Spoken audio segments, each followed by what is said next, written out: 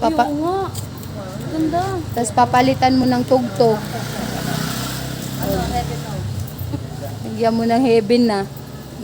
Sa heaven angel was run away from me. Ako nakakanta. Tong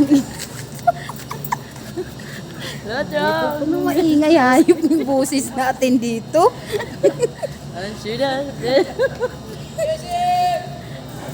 Mama! Meron na. May nakatirang sa baba. Ayun yung narrate ng mga sa maraming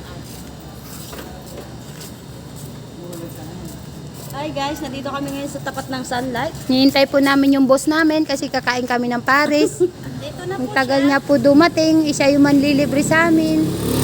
Ay, nandito na pala siya. Oh. Ay, hindi pala, ikakat ko na lang pala siya. Bawal pala ipakita sa reels yung mga boss. Guys, huwag kalimutan Yan. pumalaw and share. Ayan po yung bahay namin, sobrang laki. Oh. Sobrang laki.